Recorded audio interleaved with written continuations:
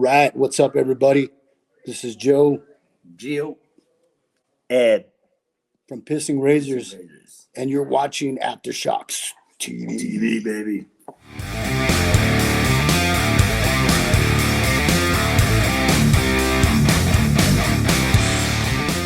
Okay, AFTERSHOCKS TV. We got a great one today for everyone on this week's episode, as I'd like to welcome a couple of gentlemen to the show. And one of them, obviously, you have seen and heard before on here.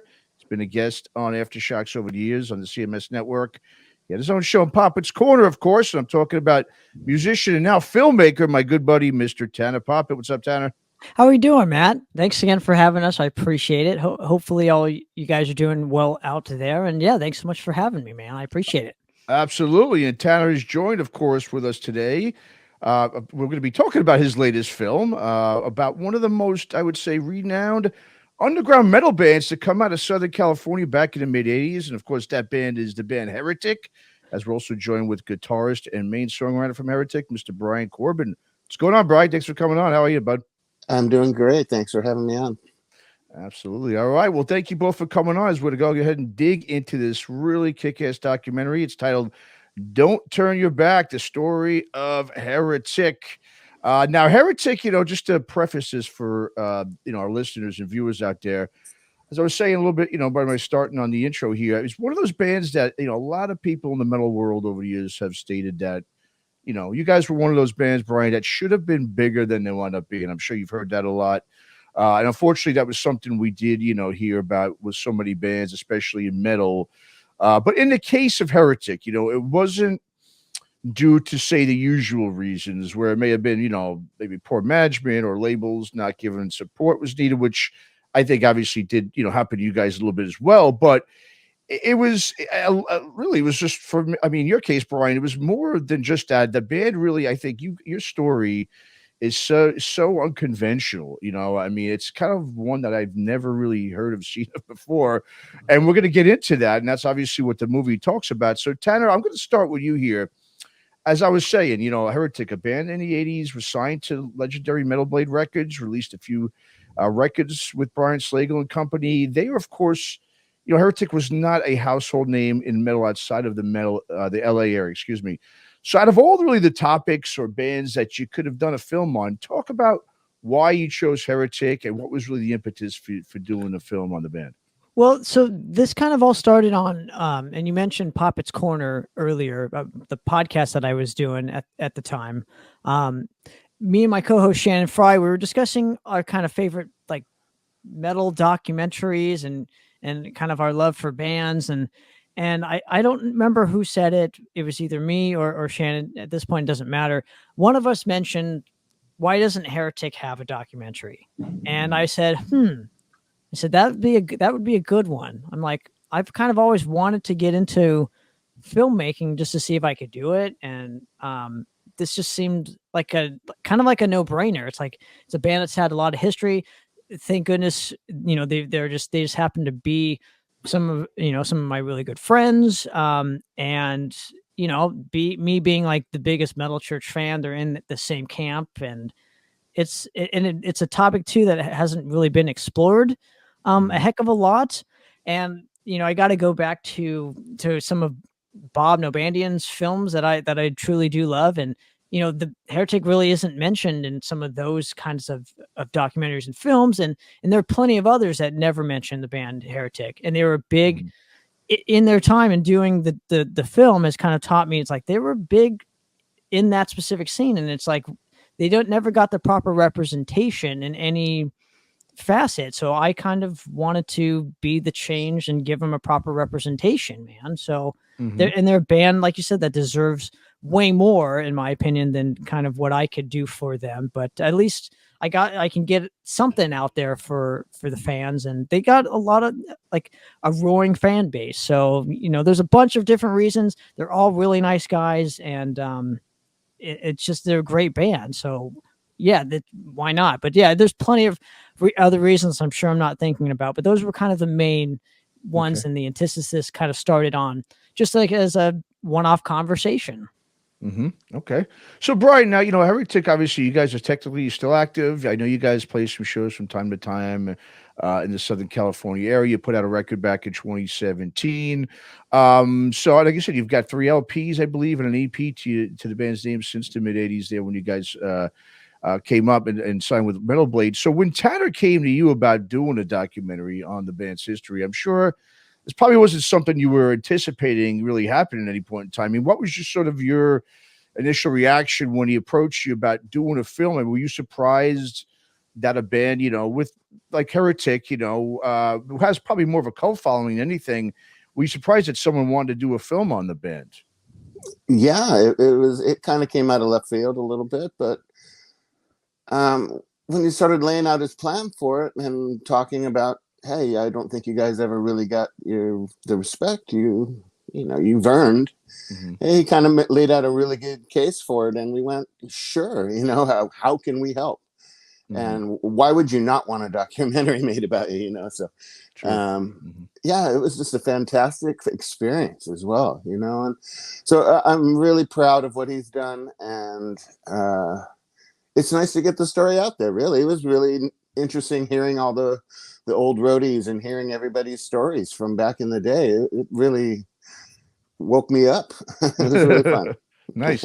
Well, yeah, and as you can see, Brian, and as the film showcases really heavily, obviously, I think lead singers was, probably wasn't the easiest pairing for you in your 40 years, plus of doing this.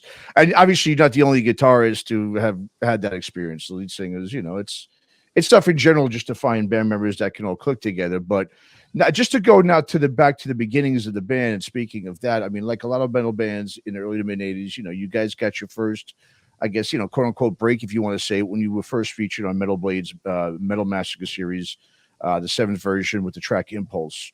And of course, you guys followed that up with the, I think, an outstanding EP with Torture Knows No Boundary that came out in '86 on Metal Blade.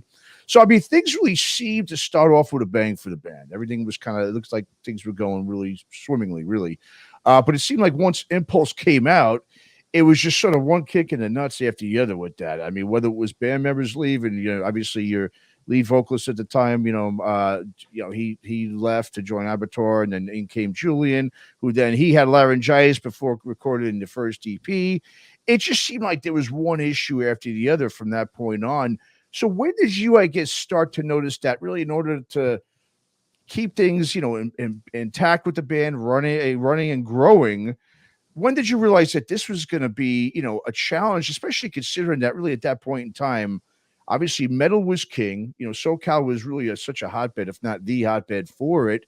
And as you state in the movie, most musicians at that point in time, you guys were overly pressured to quote unquote make it, which was just really how things were back then. It was a business that, unlike today, really actually fostered careers for aspiring musicians, which unfortunately simply no longer does. But that was really the goal for every rock and metal musician back then. So when did you realize that the business part of music was going to be such an obstacle for you and the band to overcome or to keep up with in order for Heretic to really keep moving onward and upward? Honestly, I don't think, I mean, like you said, a kick in the nuts constantly, but as writers, we just knew we'd land on our feet and just keep going. We were always moving forward. We were looking for, we wanted to succeed. And I was a songwriter. That's what I wanted to do. So, I mean, yeah, you hit obstacles. You don't notice it till you look back on your career and you go, wow, I did go through a lot. But at the time, we just said, okay, well, what are we going to do now? Boom, let's go. We got our new singer. We got this. We're going to go with David Wayne from Metal Church. Okay, let's do that. Mm-hmm. And I never at the time, other than being a little hurt, your feelings get hurt and it's terrible situations, but you just keep going. It's survival. And I believed in myself and I believed in the band and we just kept going, and then 40 years later, 30 years later, we look back on it, it's kind of funny, but there was never a point where I just went, why me? You just kept going. Sure.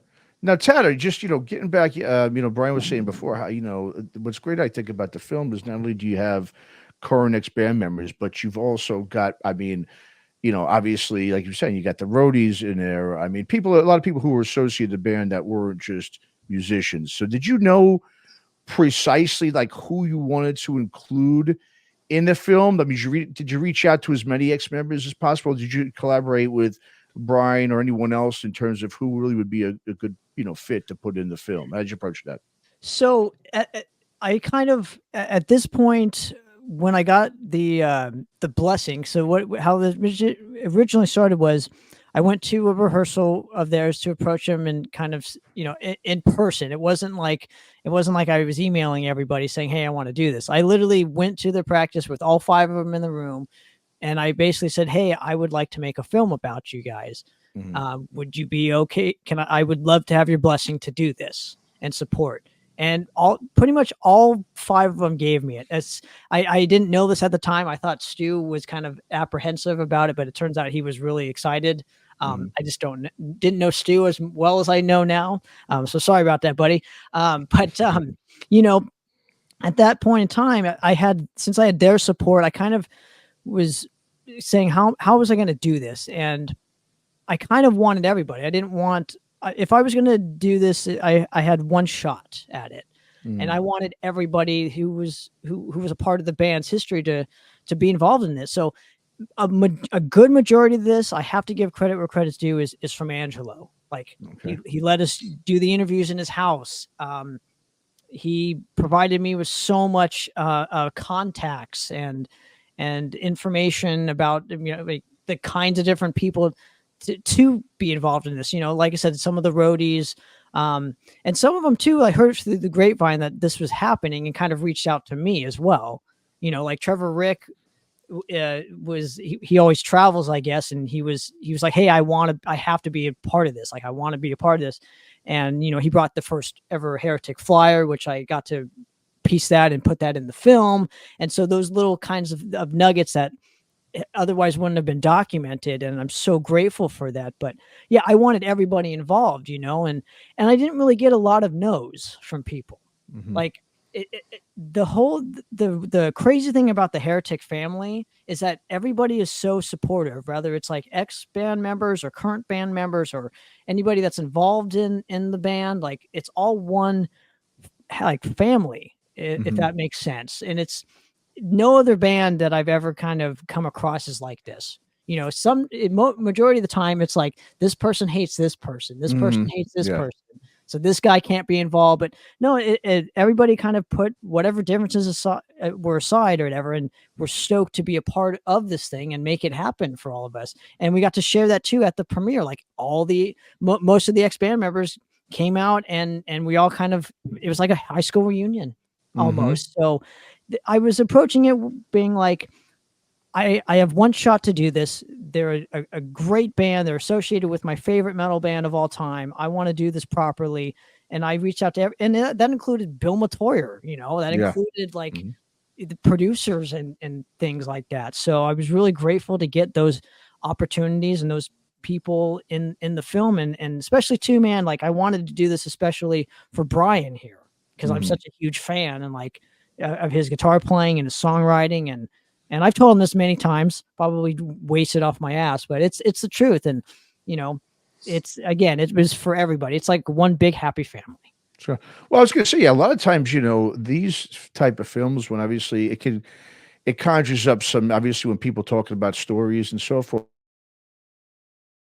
emotions or, feelings or whatever have you, that may have been still harboring or lingering around with ex-members. But as you were saying, it seems like for the most part, everything kind of went pretty smoothly. And if anything, it did the opposite of that. It almost sort of like brought out a lot of just the positive, memories, or, it just people, a lot of the ex-members harkening back to, their part in the band and so forth. So, Brian, did you feel that like this film had really maybe did something like that? It almost helped maybe kind of some maybe ex-members maybe get over certain things, just, for the fact that you guys are all once again talking about the band, and maybe people have had now a lot of time to kind of get over some things that may have been, some bad feelings or emotions from the past. Has it been sort of, I guess, cathartic, or sort of brought maybe some of you guys back together in a way? Has it done that at all? Yeah, I mean, it was fantastic seeing everybody as the film came together, and seeing their interviews and realizing, wow, I haven't seen him in 20 years, or it's been so long. and just, you know, I don't have any hatred for any ex-members, and I don't think anybody, like you said, the family, for some reason has just gotten along, and I would hope that coming together and talking about their experiences and stuff really helped people maybe get over a couple things. But it was just wonderful seeing everybody throughout the film that I haven't seen in so long, and hearing, you know, they saved the story because they remember things that I didn't. Tanner interviewed me for 3 hours, and half of my answers were, I don't even remember, which I'm ashamed of. I felt horrible after, but I realized how he had to piece the story together through other people remembering the question he was asking me, and his storyboard was just fantastic. He really pieced together the timeline and the questions throughout the years. The movie came together so good, and like I said, it's fabulous seeing the old band members, everybody else that's been through the band, and I'm really proud that they wanted to be part of it as well, that there was no animosity, and because we didn't, things happened and everyone went different ways, but I don't think there was ever a point where it was just, oh, I hate those guys, so Sure. I think we're lucky in that point. Yeah, no, absolutely. Now, just to go back, we get into a certain, points of the film here. I mean, when it came now, Brian, when it came to time to get ready for the band's debut full length, Breaking Point on Metal Blade, obviously at that point, you guys decided to replace Julie on vocals, and then you wound up getting future Metal of the Church vocalist Mike Howe on board, who had been playing in his band Snare, which obviously that's how you guys had been aware of him and what he could do on vocals. Now, this is where I think really the madness almost really begins here. From what I gathered from the film, and correct me if I'm wrong here, so Howe essentially, he's brought into the band, but it wasn't necessarily to really be a permanent member. It looked like there was obviously something being concocted behind the scenes. You guys at the time, your manager, Ron Lafitte, who is known obviously in the metal circles for being Megadeth's manager, but he obviously went on to become a big pop manager, rock pop star manager. It's almost like, I mean, for what I gathered, it was like he essentially conspired with Kurt Vanderhoof, Metal Church guitarist, to produce the record, and to basically just set up that point where Mike Howe is now a recording artist, and so now he can then slide right into Metal Church as their vocalist, replacing David Wayne. And this is really obviously to me the most interesting point of your guys' story was the switching of vocalists, and then of course we'll get into David Wayne in a second, coming on board. But now, were you guys completely blindsided by that with Mike, or did you have any idea that was really sort of the plan? Because that is something I'm not surprised at, obviously, knowing the music industry and been involved with it over the years, but it's something that, doesn't surprise me. But of course, as it's obviously very, unethical, but then again, the whole business is unethical. But did that completely blindside you guys when that took place, when Mike went and left the Metal Church? Oh, absolutely. I don't know that it started off when he joined the band. That was going to be the plan. Okay. I think, we were a good band. We had great songs. We had a great opportunity. We were a band on the move. I think he joined, and then got a better offer soon after. Okay. You know what I mean? I'd like to look at it that way. Because we had a great writing relationship. He learned songs really fast. We had we made the album super quick, and I don't know. I was blindsided by it when he told me that he came to a rehearsal and just said, "I'm leaving for Metal Church." It just, Kurt Vanderhoof's the producer. Oh, duh. Yeah, right.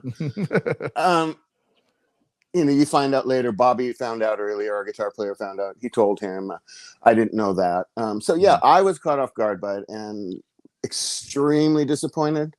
We were pretty proud of the album, ready to move ahead. We finally did our first full-length record. Let's go on tour. Let's do something. And then we just got halted, and it just stopped. There was no promotion, nothing, because we lost our lead singer when just finished a great product. And then you take a step back, and now what do we do? and Sure. we just kept moving forward. But yeah, personally, I don't know that it was like a coup from the very beginning. I think it was something that developed, and hey, this guy's a great singer. Maybe Ron fed some information to Metal Church. I don't know. And then that's how it developed. So okay. Now, one of the points too was your ex-bassist Dennis O'Hara. He mentions that you guys were very influenced, as a lot of bands were at the time, but heavily by journalists and obviously label people. I mean, you've got obviously all these people coming at you in different angles because, once again, there's that pressure there to quote unquote make it. I mean, that was just how things were then. And so you guys obviously let go, like you said, of Julian after the EP. You guys, I think, as well as management was for. And like me personally, just from a musical fan point of view, like I say, I thought Julian's vocals were good, because I noticed too on Breaking Point. This is the only reason why I thought maybe it was a coup, is because the vocals are so high, so much higher, I should say, I think, in that mix, where it almost seemed like they were just trying to showcase Mike Howe on the record, because there's great songs in that record, obviously, but I just felt like the music was sort of like not as involved in that, especially your guitar playing. It was just sort of in the background, where Howe's vocals really stuck out there. So I mean, obviously, like I said, you guys are a young band, and I think that's where obviously a lot of the management failed you guys. I mean, the label obviously didn't, I think, obviously push you the way you should have been, and I'm sure you guys obviously agree to that. So how difficult really was now as a young band, when you've got to make these decisions, when you've got the industry telling you one thing, okay, and you've got journalists say one thing, and you're getting, obviously all this coming from this angle. Then again, maybe personally you feel like, well, you don't necessarily feel that way, but there is that pressure to now listen to the labels, listen to the journalists on what you should do. I mean, how difficult was it to make those decisions when that's happening around you at that age? I mean, in the end, let's put it this way: did you think basically you just kind of listened to whatever people were telling you just because of that pressure to quote unquote make it? yeah, we had people we trusted. We trusted Ron Lafitte. He'd been my friend since high school. Metal Blade was always kind to us. So yeah, we trust the people that we thought had our best interests. But honestly, it was me and Dennis. We really were brothers. We had to team up, and what are we going to do? We were the main songwriters. And we had each other to bounce ideas off of. And then we said, who are we going to trust? Who are we going to, what do you think? What are we going to do? I talked to John Sutherland a lot at Metal Blade. He gave a lot of good advice. Just, you just make your decision and move on. And you find out, through the years, and maybe somebody was maybe going behind your back and doing things, and it's horrible to find out, but I don't hold any grudges. I don't hold, maybe that's why I'm not gray. I'm almost 60 years old. I just don't stress on things. It's not worth it. Now, one aspect of the film that I wish I touched more upon, because I couldn't interview the man because unfortunately he passed away a year prior to me even starting the film, was Rick Merrick. And, Brian, for you, I got it just real quick. I got to ask you this is how important was Rick in the Heretic camp? Because unfortunately I could not get enough information about his contributions to the band. He was our business guy. He did everything. He made all the flyers. He had all the contacts with the agents. He was the guy saying, hey guys, we got to play more shows. We got to do this. We got to do that. So he was really the moving force that kept us going. He was very important.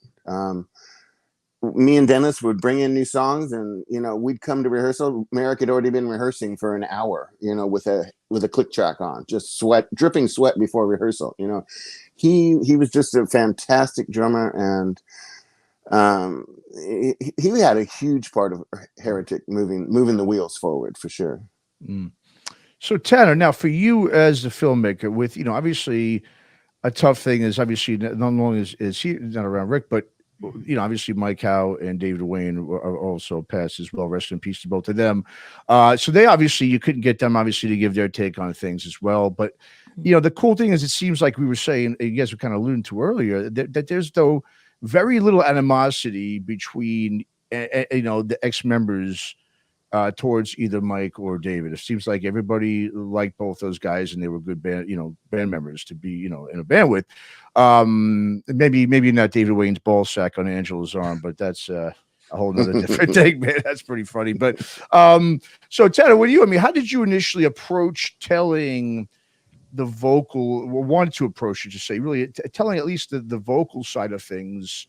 You know, and how did it really change as you went through the motions and you interviewed Julie and interviewed Mike? And, you know, I mean, how did you have to adjust, you know, telling that side of the story compared to what you kind of knew and what you knew from Brian and all the other members telling you, you know, their, you know, side of the stories from what they experienced? So depending on who I was interviewing, or I placated certain questions to each guest, right? And I also had a list of questions too because there's always a beginning, middle, and end to every story. So I knew the beginning was going to be the band plays, you know, gets started, they play their first show at I didn't know this at a high school, at Norborn High School, and they get you know, they get put on Metal Massacre 7.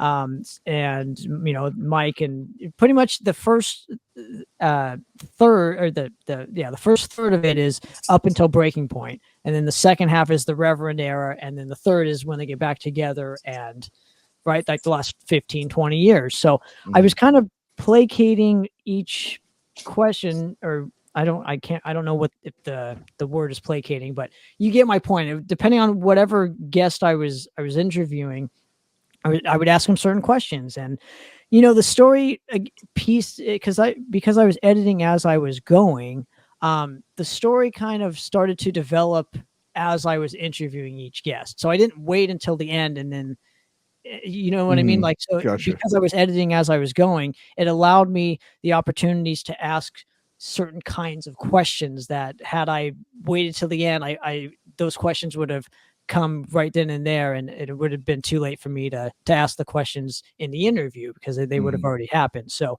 I think my strategy to editing the film paid off tremendously in terms of the information. Sure.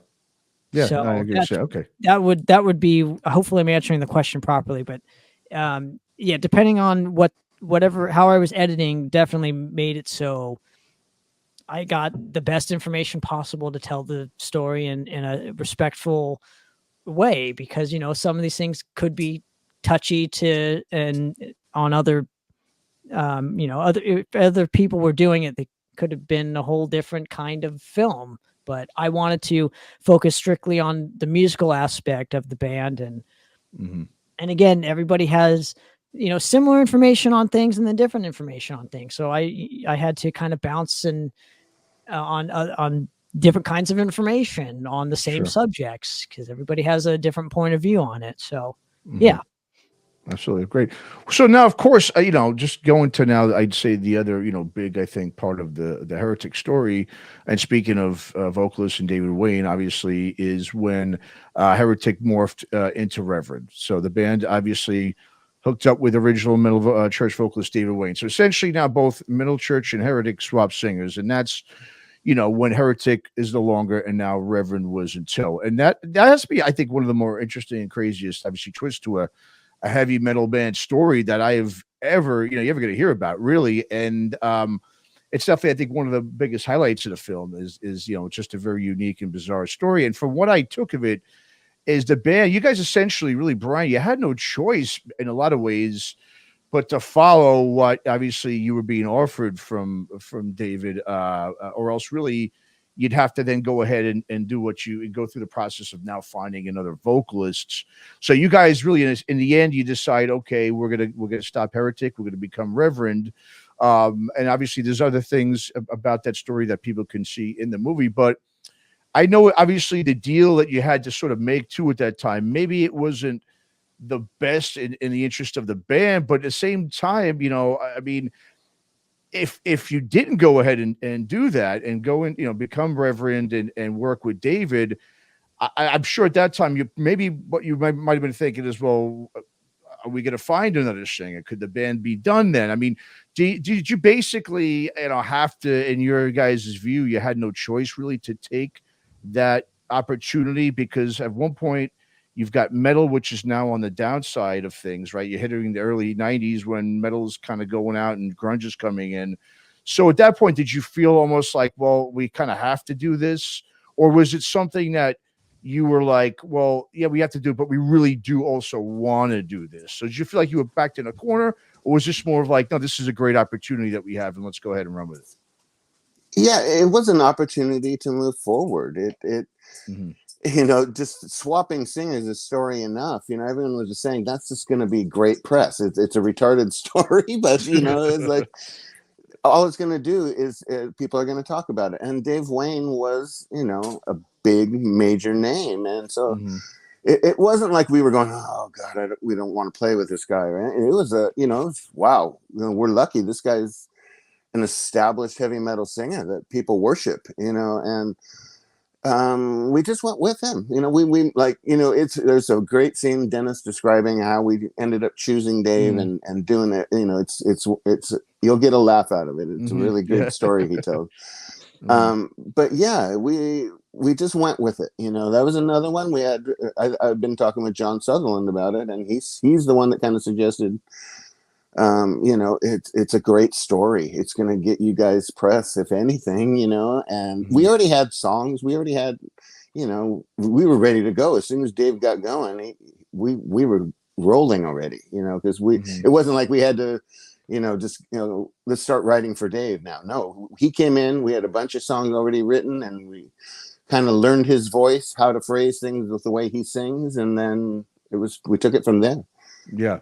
Yeah, and one thing, I've talked to Tanner about this, musically, when what I loved about the band, what I loved about Heretic was you guys were doing, you guys really had this blend, everyone talks about, they have this, a little bit of this, a little bit of that with their sound, but your guys' sound was really unique in that. Sure, you had your classic metal sound, you had your power speed metal, influences, but it also, and thrash metal influences, but it also had really a groove, a groove metal thing, which, that was something that really didn't take hold until the early part of the 90s when you had Pantera and bands like that really riding the groove metal train. But you guys already had that with your sound.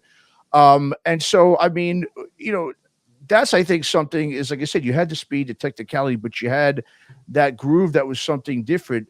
And I think that was probably something that I think musically, maybe what people weren't necessarily ready for it yet. You were doing something different that, of course, a few years later down the road became something big. Do you think that had, when people were thought about the Heretic sound, because you did have a unique sort of blend of all these subgenres, did you find that was difficult for people to grasp onto yet, because it was kind of a little bit different? It wasn't all about speed, which at that point in the mid 80s, everything was about speed, and at that point in time, was that something that I think took maybe time for people to kind of adjust to? It was that groove and that different sort of tempo that you guys had? Yeah, possibly. We just wrote whatever came out. We were influenced by, Led Zeppelin, Queen, Black Sabbath. Queen had an opera, and then they did speed song on their albums. We just kind of, whatever would come out, we would write it, and it would work for the band. Then we'd play it. I was in, I think everybody had a wide range of musical influences. So we just tried to, we didn't want to just be, every song has to be da da da da da da. Yeah.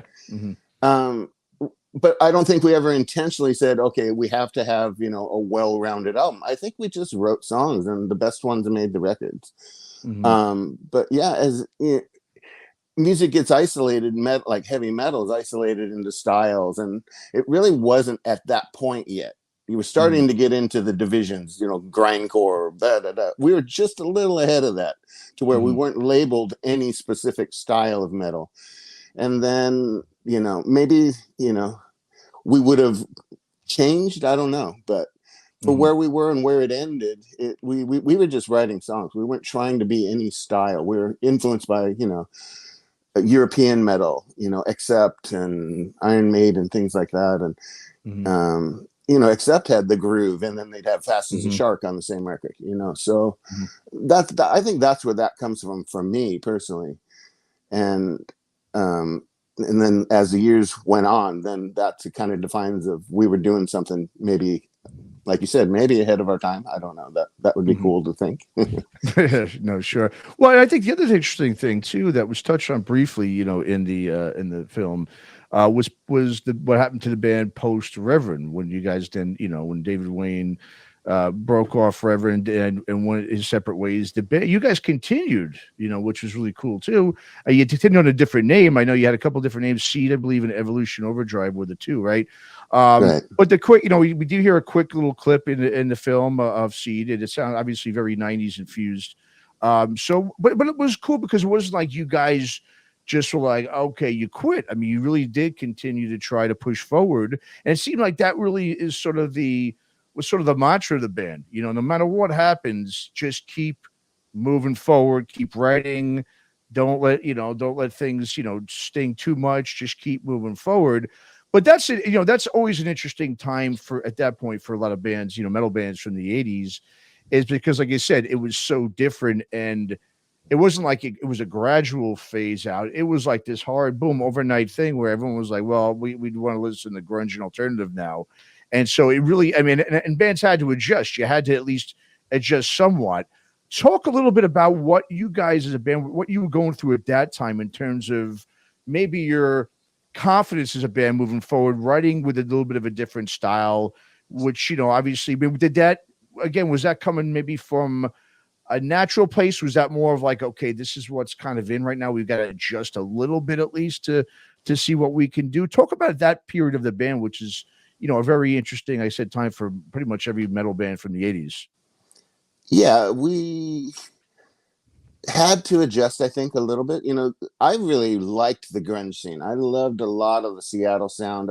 I'm a Black Sabbath fan, so that sound really, you know, resonated with me when as soon as I heard, you know, a lot of those bands coming out of there. I didn't see it as metal's dead now. Alice in Chains, you know, just fantastic bands.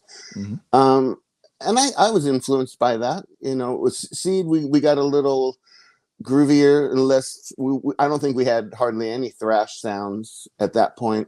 So yeah, I think we adjusted our sound a little bit, and we had a really good singer. His name was Chris Roseberry. Totally unlike anything I'd ever worked with. His range was just like off the charts, and he could harmonize with himself. And so it really opened up a new door for me writing wise, where, oh, you can harmonize with that. Wow. You know, and then I could create new chords and things that I'd never really had the chance to work with. But, you know, as you said, the music scene was just shutting down. It was, record labels weren't signing bands.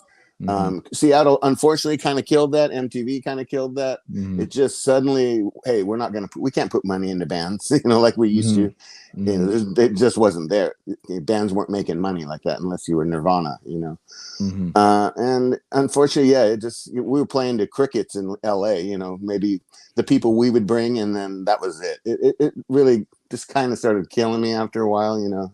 I'd been doing it a long time, and I could see the writing on the wall with Seed, the last band. I was like, okay, I think it's run its course. And then you know, now when you say run its course, it meaning just in general, like your career trying to maybe quote unquote make it or be a professional musician. I mean, because did you kind of like then drop out like a lot of guys did at that point? Did you drop out of music completely for a long time until Heretic restarted up? Yeah. I always wrote. I have, you know, pop songs that I write now on my little computer, and I'm always doing something. I'm always writing something. But, you know, I got married, had kids, and it was just time to take a break from music. I just realized it, and so it was a needed. I think it was a good, healthy break that I took, and I was able to, you know, recharge it by the time the guys called me 10, 15 years later. I think I might have been ready again, you know. But yeah, it was, I finally had to just take a step back and stop for a while. Sure. No, absolutely. Now, I know the premiere you guys put out for the film last September, I believe it was. I did extremely well. I know Tanner was mentioning me how it sold out down in Southern California. And for metal fans out there that maybe not aware of the band, its history, I really think this film is going to no doubt encourage many to start really giving those old Heretic and Reverend records really a serious listen. Tanner, I know you did a great job in really, pushing that. Obviously, not just towards myself, but really just people in general within the industry. So Tanner, what was really now for the film, just the end goal? I mean, with the film, what was your sort of, I guess, goal? I mean, was it just really a tribute you wanted to do for them, for the band? Were there really any other motives you had and wanted metal fans to get from the film when you were not just, editing everything out, but really when you had the concept of the film to begin with? Well, like I mentioned to them when we first kind of got together and said, "Hey, I want to make a film about you."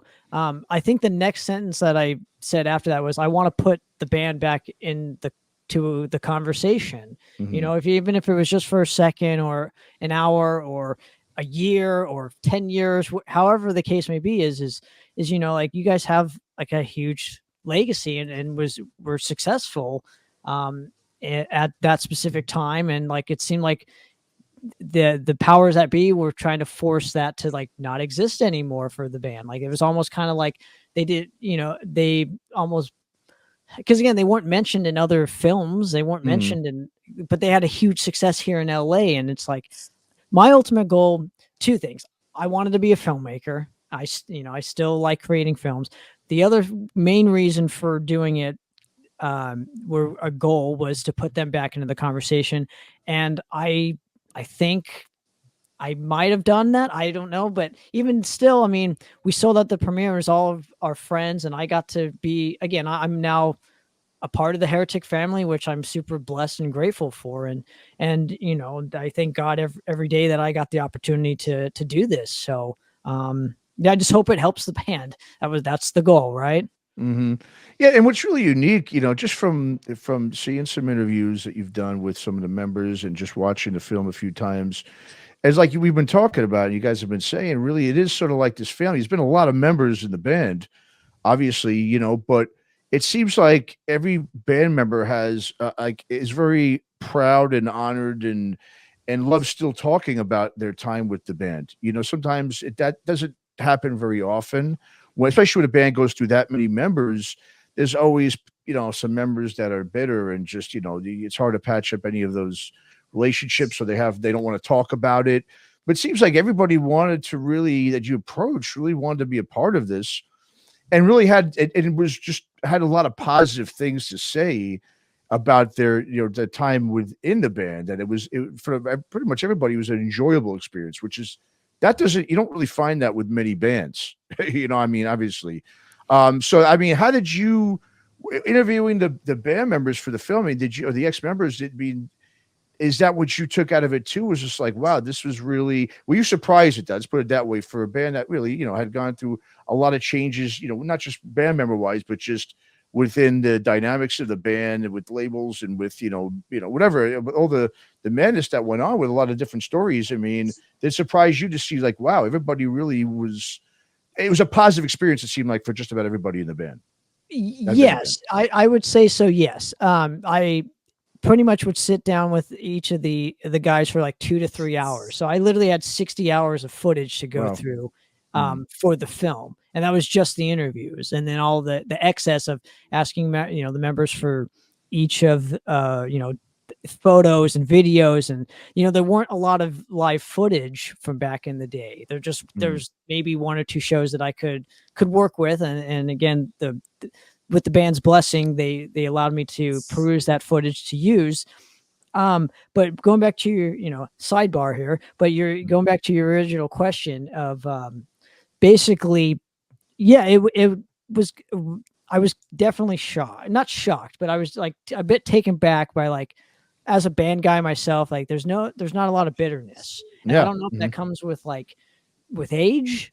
I don't know if that comes because all the guys in the band have had other, they've done other projects, they've done other things outside of Heretic, but it's just really nice that, like, they wanted to be a part of this. They had great things to say, and they allowed me the information to tell the story in a way that's going to, like, document the band in a proper and properly represent them. So Mhm. yeah, I was, like I said, it just all it was all just meant to be. I think so. I'm blessed and grateful for that, and I just hope. Main thing is the band likes it, so we're that's the main thing. So yeah, I was definitely a bit taken back by the positive reception with all the band members. Yeah, and I think what's cool too is you were able to not just get the old band members, but you also able to get some of the guys from Metal Blade. You got Bill Matoyer, you got William Howell, who was obviously one of the A&R guys at that point. Now known as DJ Will. And same thing. I mean, Bill Matoyer pretty much said the same thing about the band, that he feels it should have been a bigger band. I mean, and Brian, for you, is that, when you hear that a lot, especially now it is, 40 years later, almost since, you released the first EP, to hear all these people say like, man, this band should have been bigger, including, like I said, not just fans, but people in the industry.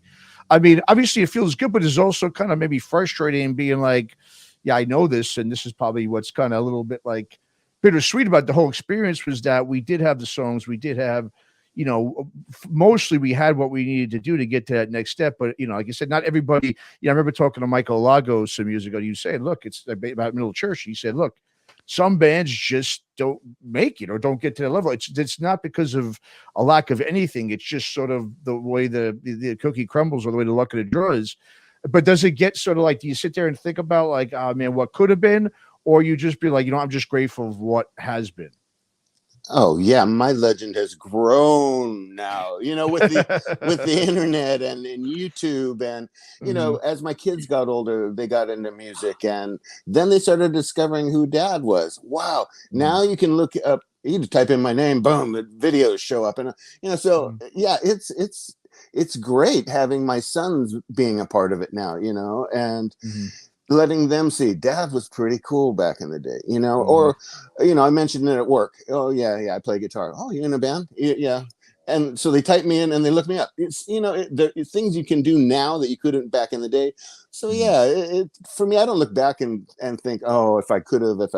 I look now, wow, I'm more famous than I ever was before. So I'm enjoying it right now. And I'm really appreciative of Tanner putting this together and really getting a kick in the butt for the band. We've got a new album we're working on, so this is really great incentive for us to just, hey, this is perfect timing. Let's get it rolling. He did a wonderful job with the movie, and let's get that story back out there and see what else happens now. Absolutely, yeah. And like you just mentioned, so you guys do have an album in the works. What the other thing too? It's like I think one of the cool things you mentioned in movies, like you said, like as we talked about a little bit before, back then there was that pressure to quote unquote make it. Now there's not. So now you can really just sit back and enjoy the whole experience, as you mentioned in the film. So now in terms of like with the band, the dynamics and everything, I'm sure it's the same way. That it's just got to be, everything's just got to be now. Like I said, there's no pressure. You're doing it for enjoyment. You're doing it for yourselves, really, not doing it for the manager and the labels and so forth. I mean, how obviously it's got, I would assume it is more enjoyable now than it probably ever has been, correct? Yeah. Yeah. I mean, it's no pressure, maybe to a point where it's bad for us, because we take a long time in between releasing albums. I wish we could do them a little faster, but we're all dads. We're all, we have jobs and lives, and, getting together once a week to rehearse is hard sometimes. So there's no pressure, but like I said, like you said, I'm really enjoying it a lot more now that there's, kind of come to the realization I'm not going to be, an industry giant. I can just enjoy the time out and hanging out with the guys, and that time away, and just be a band and tell stories to each other. And it's priceless. And we're still making really good albums. I think this next record, is probably going to be one of our best. An artist will always say my newest stuff is my best stuff, but I believe that with this record. When you hear it, Steve Watson, the producer, is just making magic with it. So fantastic. Is there any Watson Studio? This is oh, there you go. Nice. Any idea when the album might be coming, or we could hear a single or anything anytime in the future? Future, I should say. Jillian's got about 5 songs to finish vocally. I have a little bit of tinkering here and there with a couple more leads here and there. I've been listening to the songs and said, oh, I'm going to add this and that. But after that, once the record's done, now we don't really have a label anymore. I mean, they said you can give it to us and we'll see whatever. We got a toy if we want to put it out by ourselves, look for a label. We've already got the cover art started. Okay. So, I mean, things are there, but there's really no timetable on when it's going to come out yet. Okay. I think once we finish recording, that suddenly that fire is going to get lit, and then we can go, okay, we got to do something. What label we're going to go with? What do we want to do? And things like that. So very cool. Very cool. Hopefully this year. Okay, very cool. I hope so too, man. So Tanner, now I know the film it's going to be streaming eventually, correct? Just keep us. So what's going on now up until today? Where can people find the film or even purchase a copy? Just fill the listeners and viewers in on where they can pick it up. Sure. Yeah. I appreciate, like I said, I appreciate it. You could actually pick up a copy. It's on Blu-ray. I have a copy right here. I wish I could give everybody through the screen a copy, but so it's available on poppittproductions.com. It's POPPITT productions.com is where you can actually get a physical copy of the film. It just got licensed on Amazon Prime, so it'll be up there relatively soon. I'm really excited for that. I hope the film does something to where, like Brian was talking about with the new record, that it'll catapult them into being able to have the opportunity to work with bigger labels to help get their new stuff out there, because they're a great band. I know the new album is going to kick some serious butt. Unfortunately, at the time of recording the film, I couldn't include any of the little snippets of the new album, but I know it's going to kick some butt. But yeah, it'll be everywhere streaming. Like I said, it'll be on Amazon, and you can pick up a copy of the film at poppittproductions.com. It is it's like the most DIY approach that you'd be supporting, and support local, and that's what we're doing here, man. We're supporting local. So HERETIC is just a great band, and Matt, I really appreciate you having us on. Absolutely. Well, the film, and once again, Don't Turn Your Back, The Story of Heretic. Go check it out. Like you said, Amazon will be up soon, and you can go ahead and pick up a copy of it now for everybody to check out. This is an absolute great story, and everyone should do themselves a favor and absolutely go back and listen to those earlier HERETIC records. They will definitely. So if you haven't heard them yet, I guarantee everyone will really just get enjoyment out of it. It's great music and just a great sound. Like I said, I was telling you, Tanner, Brian, I love, especially I love that EP, that first album you guys put out. I just love the tempo and the sound of that, and that's a great record. So both records are fantastic. Check it out now, HERETIC. Go check out their old catalog if you haven't already. And guys, I really appreciate you coming on and talking about the film and the band's history. Thank you for having me. Thanks again for having us, man. And definitely go pick up some HERETIC stuff at I don't know where. Is it on band? It's HERETICMetalUSA.com, right? Yeah. That's the only thing we have, or Facebook. I think we do the Facebook, whatever. You can reach the band through there. I don't really do any social media or anything, but so it's horrible. I don't even know our own website. So it's out there. Find it. It's on YouTube. Just go ahead and listen to it. Type in HERETIC. Exactly. People get fried, man. But yeah, thanks again, Matt, for having us. We really do appreciate it, man. Yes. Thank you.